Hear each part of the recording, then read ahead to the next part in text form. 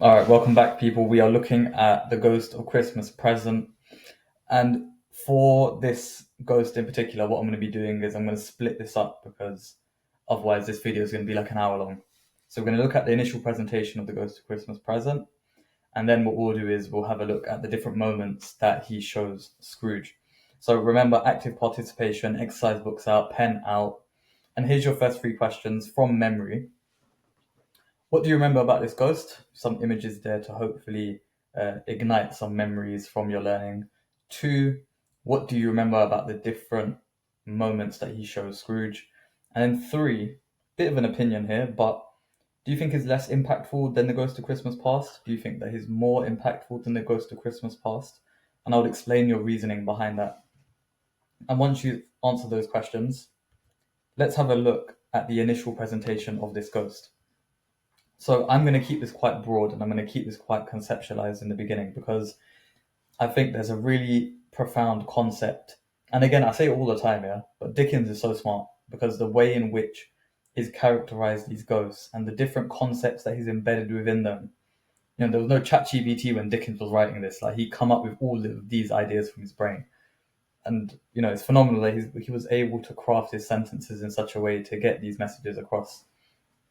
But I've taken out this quote in particular, and the subtitle that I would write down, and again, this is like a G9 concept or idea, is this internal to the external. And what do I mean by this? Well, I would ascribe the idea of the internal to the Ghost of Christmas Past because he shows Scrooge his internal memories, his past, his trauma, and allows him to address, acknowledge, and then reconcile his past with his present. The Ghost of Christmas Present, on the other hand, is the complete opposite. He's an external representation of the Christmas spirit and the transformative power of Christmas. And this is symbolized in the following quote. It was his own room. There was no doubt about that, but he had undergone a surprising transformation.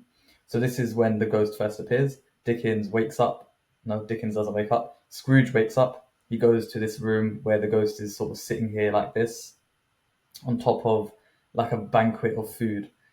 And I would write this quote down and I would analyze it. How does it link to this concept of internal to external? And once you've answered that, I'll give you my thoughts on this. I think, first of all, we can see this external transformation of Scrooge's room, which on the one hand, it foreshadows the fact that Scrooge will later on transform himself, but also the fact that it's Scrooge's house that's been transformed, this one room in particular, it shows that he's addressed the internal and now the external needs to be addressed.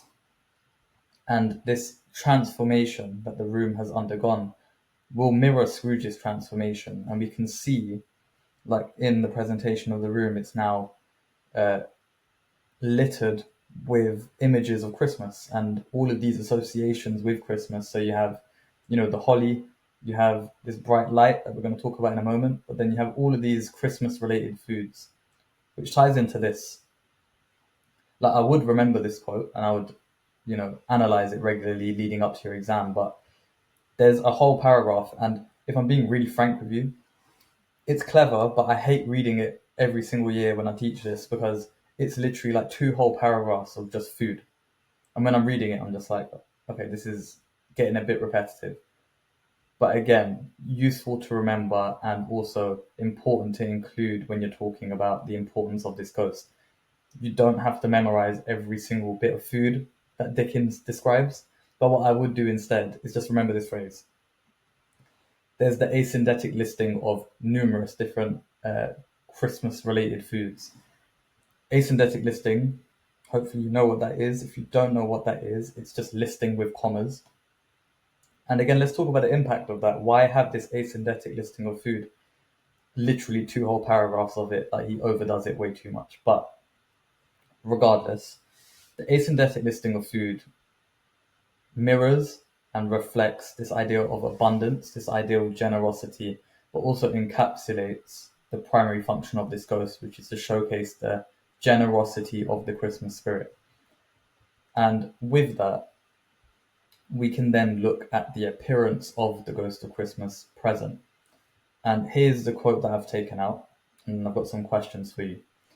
There sat a jolly giant, glorious to see, who bore a glowing torch, in shape not unlike Plenty's horn, which I've put an image of here, and held it up, high up, to shed its light on Scrooge. Answer these questions first, and then I'll comment on them. 1. How is symbolism used in this description? 2. How does Plenty's horn juxtapose Scrooge's worldview? And 3. You can see the motif of light returns. How does the light connect to the previous day? So this ghost also has this image of light. How does it connect to the ghost of Christmas past? And once you've answered those questions, here are my thoughts. So first and foremost, you have this jolly giant straight away symbolizing this idea of happiness and Christmas joy, emphasized by this adjective glorious, and just the imagery of it in general, symbolizing a positive atmosphere and a positive radiance that's emanating from this ghost in particular, which changes completely by the end of this day. But the second thing to point out is this idea of Plenty's horn. Now, you can see that Plenty is capitalized, which means it's referring to a name of something. So it's actually referring to this ancient concept. Is it ancient? I don't know if it's ancient, but this old concept of cornucopia, and essentially like a basket, and typically filled with fruit, and it has associations and ideas and is symbolic of abundance, which means having a lot of something, nourishment, and prosperity. So how does that juxtapose Scrooge's view? Well, if you think back to the previous stave, what was Scrooge's view of poverty and the world?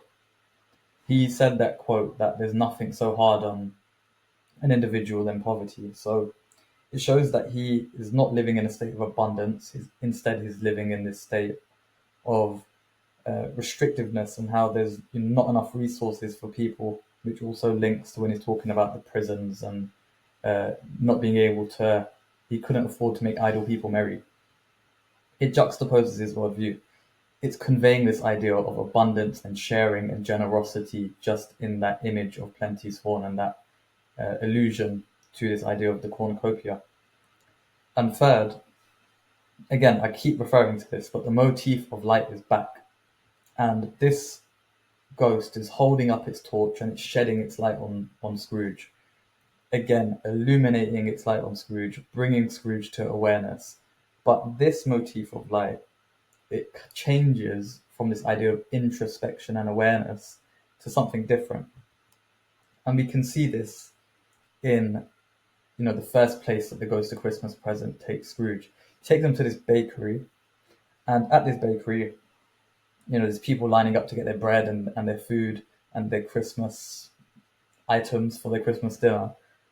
And the people start to quarrel and argue in the line. And what the ghost does is he sprinkles some sort of flavor from his torch onto the people. And when he does that, the people are all of a sudden are like, actually, it's Christmas. We shouldn't argue with each other. Let's all be kind and generous to each other. And then I've taken out this extract here, which you're going to answer some questions on. So I'll read out the extract, and then I'll read out the questions. Is there a peculiar flavor in which you sprinkle from your torch, asked Scrooge? What you sprinkle from your torch, asked Scrooge. There is, my own. Would it apply to any kind of dinner on this day, asked Scrooge. To any kindly given, to a poor one most. And then Scrooge asks, why to a poor one most? Because it needs it most, the ghost replies. So here's the two questions that you should answer. One, it says why message, and say what. What message is conveyed at this scene in the bakery? And two, what's so special about this ghost torch? What is it symbolic of? What's the function of the torch? And why is it an interesting symbol in this text? Now, once you've answered those questions, my thoughts on this is, one, it's kind of captured up here, but this idea of goodwill, generosity, and also the union of the Christmas spirit. When the ghost sprinkles, its light on the people at the bakery, we can see that all of a sudden, all of their angst and their quarreling disappears. And instead they're illuminated with this goodwill, this kindness, and this generosity, which is associated with the Christmas spirit. And kind of this is what the Ghost of Christmas Present symbolizes, it's a symbol of the Christmas spirit and the kindness and compassion that comes with the Christmas spirit. And notice here, this is close to the opening of the stave. And straight away, there's an emphasis on the poor. And what this does is it sets up the rest of the stave, because the ghost is going to focus on the experiences of the poor during Christmas time and how they can be remedied and what the poor and those living in poverty are experiencing at the time of Christmas. So that's just an introduction to the Ghost of the Christmas Past. And here's what I would do to initially revise it. I would take this quote, because it's a powerful quote. You can write a high-level paragraph with it. And I would answer this question in a paragraph. How does Dickens initially present the Ghost of Christmas Past? And you can see I'll put this whole quote. Now, here's what you're not going to do. You are not going to write this quote in full in your paragraph and then analyze it. Instead, and this is a skill you're going to practice, you're going to break this quote up into different sections and then analyze it separately. So, for example, you might first embed the phrase, "jolly giant glorious to see," and you might unpick the initial presentation of the ghost. Then you might embed and talk about the idea of its glowing torch and how it sheds its light on Scrooge, and then analyze that. Then you might finally put in the quote of Plenty's horn, and then analyze that, and then come to your conclusion. Now, this is something that you should consistently be doing. Do not include big quotes and then talk about them. Instead, use them judiciously. Only use the part that you're going to talk about, then embed the next part that you're going to talk about, then embed the next part that you're going to talk about, and separate it in that way. This is a skill you should practice to get higher marks in your essays. So answer this question, and then what we're going to look at next is the first place that the ghost takes Scrooge, and we're going to unpick that in a bit of detail, and then we'll work our way through the stave, because otherwise this video will end up being like an hour.